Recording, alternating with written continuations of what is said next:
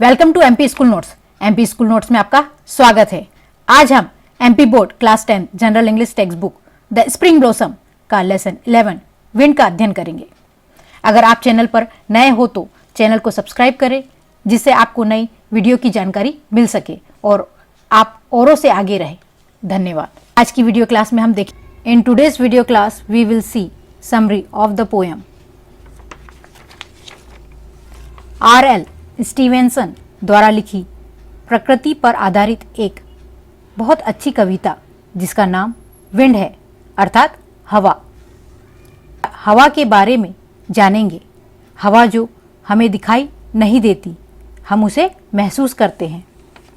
इस कविता में कवि हवा की बातें करते हैं कि हवा पतंगों को और पक्षियों को आकाश में ऊपर ले जाती है। हवा कई कार्य करती है और छुप जाती है।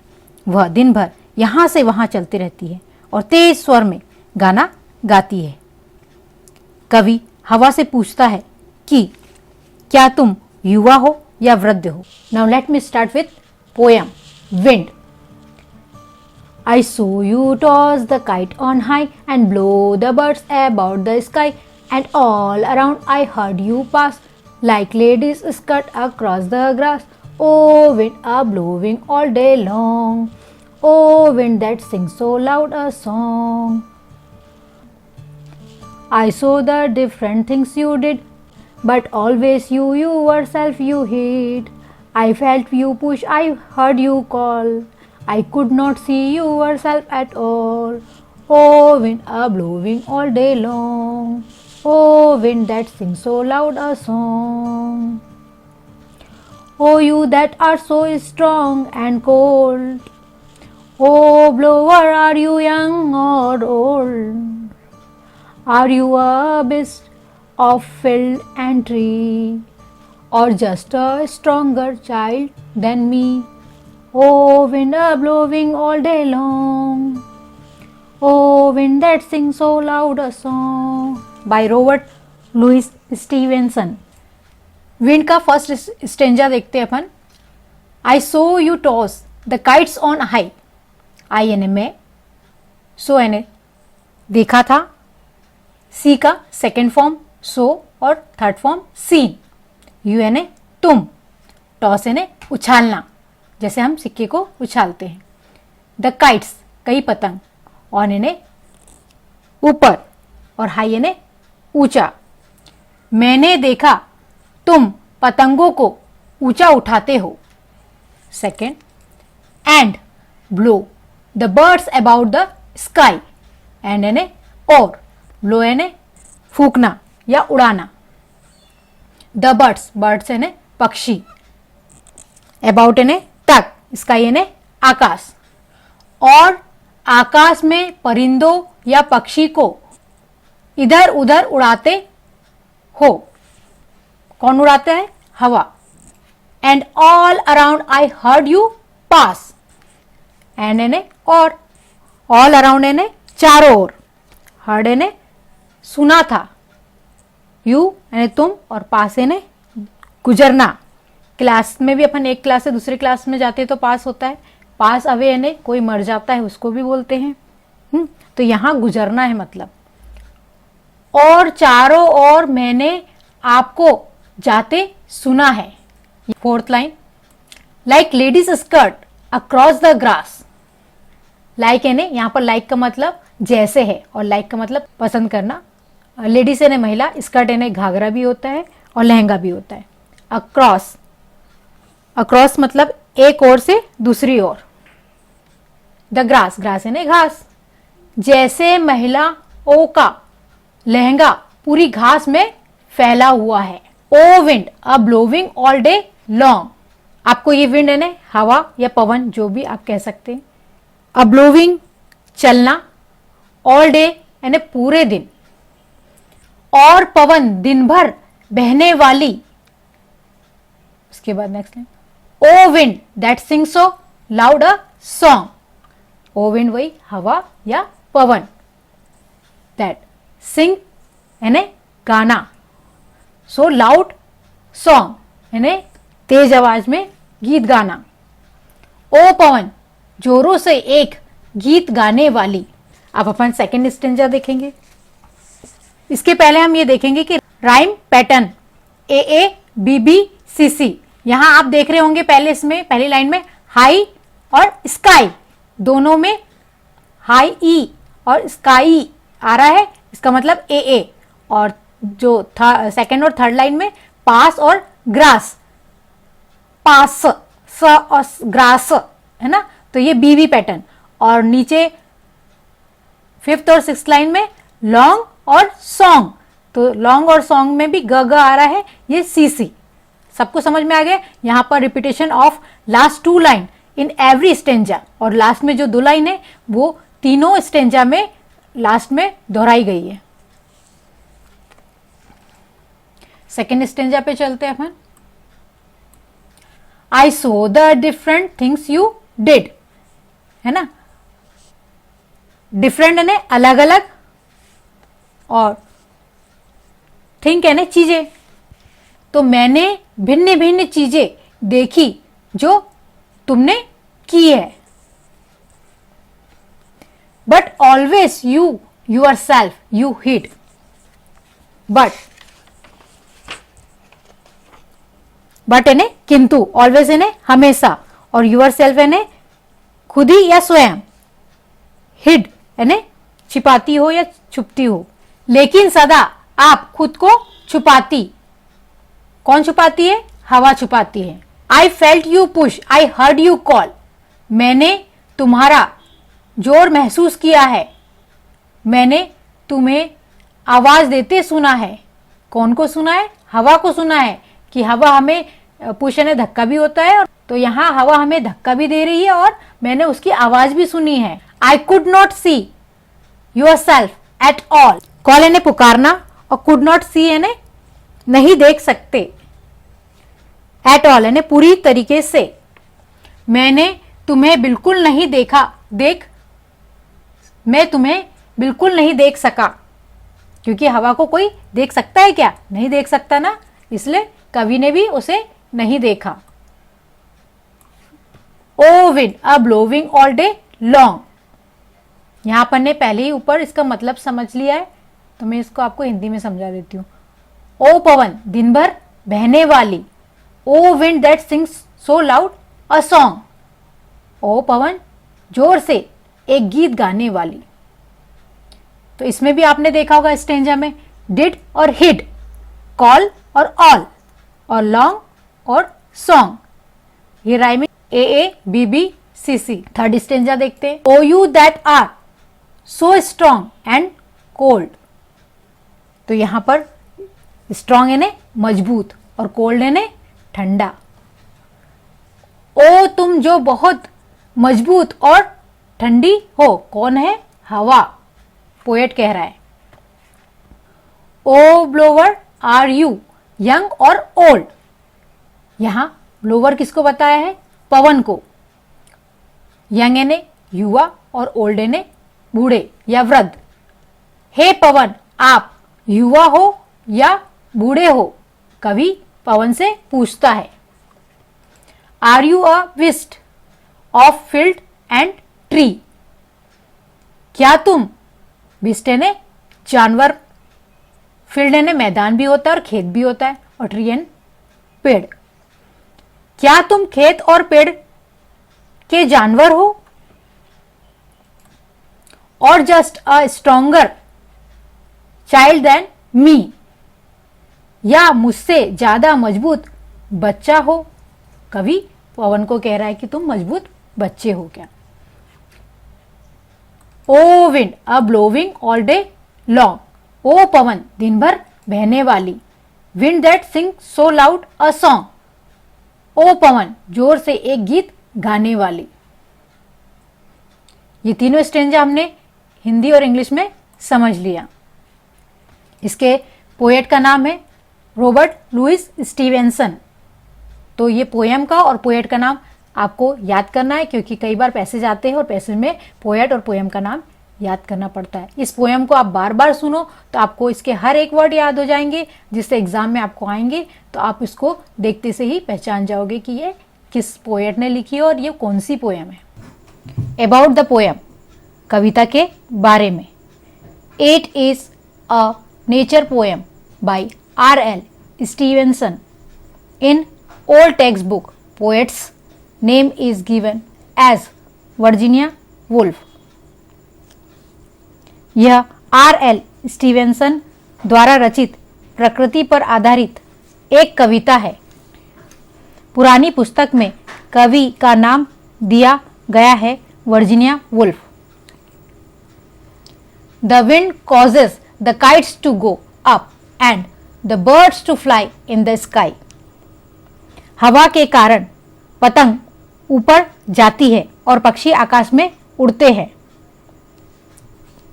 It blows throughout the day, it makes a loud sound when it blows fast.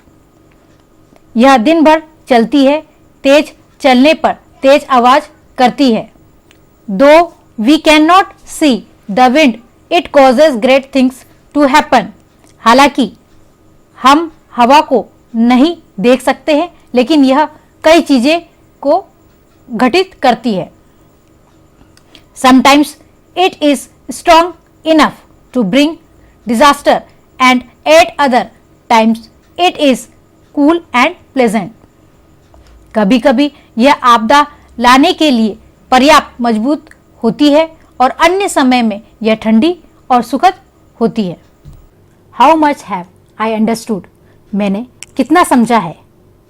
A, answer this questions in 1 or 2 sentences. इन प्रश्नों के उत्तर दीजिए 1 या 2 वाक्य में।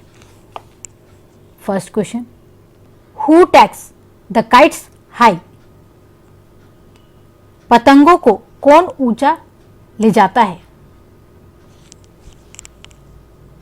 Answer, the wind takes the kites high. पतंगों को हवा ऊपर ले जाती है, उठाती है। यह आंसर द विंड, आपको इतना याद करना है, बाकी आपका पूरा प्रश्न में कही है। और ये पोएम का नाम विंड भी है, तो ये याद करना है। और ये क्वेश्चन एग्जाम में बार बार पूछा जाता है, तो इसे अच्छे से नोट कर ले अपनी कॉपी में। क्वेश्चन सेकंड देखते हैं। What does the wind always do. हवा हमेशा क्या करती है। आंसर देखते हैं। The wind always hides itself after doing different things. हवा हमेशा अलग अलग काम करने के बाद खुद को छुपाती है। यहाँ तक आपको क्वेश्चन में मिलेगा, आगे आपको याद करना है। ये क्वेश्चन भी इंपॉर्टेंट है, इसे नोट कर लें। क्वेश्चन थर्ड देखते हैं। How does the wind work. हवा कैसा काम करती है। Wind pushes, moves, blows all day long and sings a song loudly. Wind यानी हवा धक्का देती है, चलती है, पूरे दिन बहती है और जोर से गाना गाती है। तो ये भी क्वेश्चन इंपॉर्टेंट है, इसे याद कर ले। ये याद होगा तो नीचे जो लॉन्ग क्वेश्चन आंसर है उसमें आप इसको अच्छे से ऐड कर सकते हैं। क्वेश्चन 4 देखते हैं। What does the poet want to know about the wind? कवि हवा के बारे में क्या जानना चाहता है। want यानी चाहता है। आंसर देखते हैं। The poet wants to know whether the wind is young or old. कवि जानना चाहता है कि हवा युवा है या वृद्ध। ये क्वेश्चन भी इंपॉर्टेंट है, इसे नोट कर लो, एग्जाम में पूछा जाता है। Question number 5, what does the poet ask in the last stanza. अंतिम काव्यखंड में कवि क्या पूछता है। आंसर देखते हैं। The poet ask in the last stanza whether the wind is a beast or just a stronger child than him. कवि आखिरी काव्यखंड में पूछता है, क्या हवा एक जानवर है या सिर्फ उससे ज्यादा शक्तिशाली बच्चा है। B, answer this questions in 3 or 4 sentences. इन प्रश्नों के उत्तर दीजिए 3 या 4 वाक्यों में। First question, what are the types of work of the wind as describe in the poem? कविता में वर्णित हवा के काम के प्रकार क्या है? आंसर देखते हैं। In the poem, it has been described that a wind tosses the kites high and blows the birds in the sky. It also pushes, calls, blows and sings a song loudly. कविता में यह वर्णन किया गया है कि हवा पतंगों को ऊंचा उठाती है और पक्षियों को आकाश में उड़ाती है। वह जोर भी लगाती है, हवा आवाज देती है, उड़ाती है और तेज स्वर में एक गाना गाती है। ये फर्स्ट क्वेश्चन भी इंपॉर्टेंट है, इसे नोट कर लीजिए, एग्जाम में पूछा जाता है। Question number 2, what does the poet want to know about the blower the wind? कवि ब्लोअर हवा के बारे में क्या जानना चाहता है? Answer, the poet wants to know whether the blower the wind is young or old. He also wants to know whether the wind is a beast or just a stronger child than him. कवि जानना चाहता है कि क्या blower हवा युवा है या वृद्ध। वह यह भी जानना चाहता है कि क्या हवा एक जानवर है या सिर्फ उससे अधिक शक्तिशाली बच्चा है। आगे नेक्स्ट क्वेश्चन देखते हैं।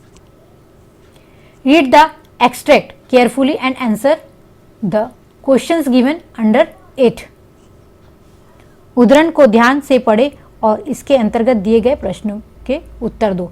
ये एग्ज़ाम में अक्सर पूछे जाते हैं और ये क्वेश्चन हमने आप ही के लिए लाया है कि आपको ये पता है चले कि ये क्वेश्चन एग्ज़ाम में आते हैं और आप इसकी अच्छे से तैयारी करें। ये पैसेज आते हैं छोटे छोटे और इससे रिलेटेड कुछ क्वेश्चन है, तो हम देखते हैं। ठीक है।